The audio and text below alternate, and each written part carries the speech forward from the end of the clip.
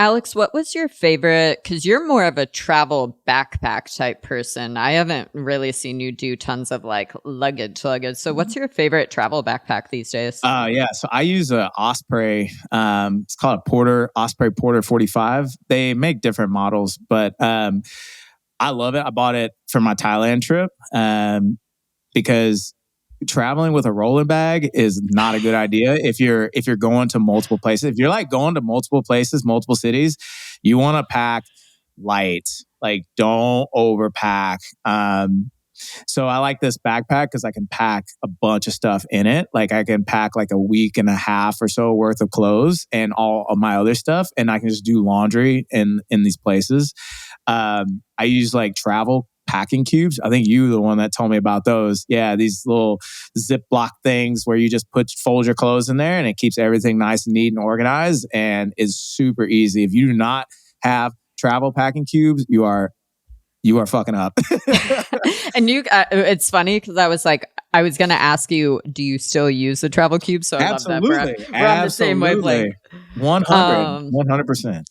I'm dying because I don't think you heard this story, but when Charlie and I went to Hawaii, because we were going to be there for so many days and we knew that we were going to like do a lot of things. So it was like we had our trail hiking shoes, we had so much clothes and outfits and stuff. And so we had the big old luggage. Like, it's my favorite luggage is from the company Away. They come in really cool colors, but it's super lightweight. You can it just has so many like features that are so helpful, but it's like, I've had luggage before where you're like, this piece of shit. Like, it's just a pain to carry on the airplane. It's a pain to, do stuff with. But so we packed up this big old luggage because we were like, oh, well, we'll just put both of our stuff in it and then, just have a backpack with basically like food and a laptop. Well, I almost said we ducked up. I'm going to say we goofed up.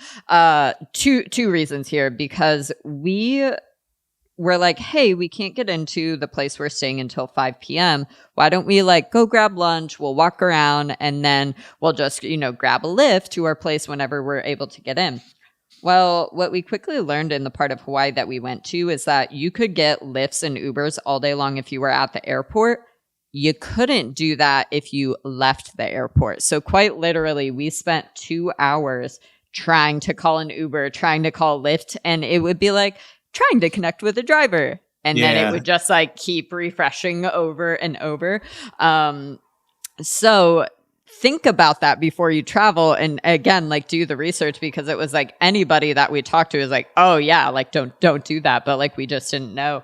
So same thing. Well, 2 hours later, we can't get a ride. So we're like, okay, I think we were like 1.5 miles from where we were staying, which that's not a terrible walk. Like, that's definitely a long walk. But it is when there's no roads or sidewalks and you have this giant luggage. And so poor Charlie, I like am dying inside because military Charlie just takes the big old luggage. And it wasn't light also. Like, we had packed it to the brim. Well, yeah.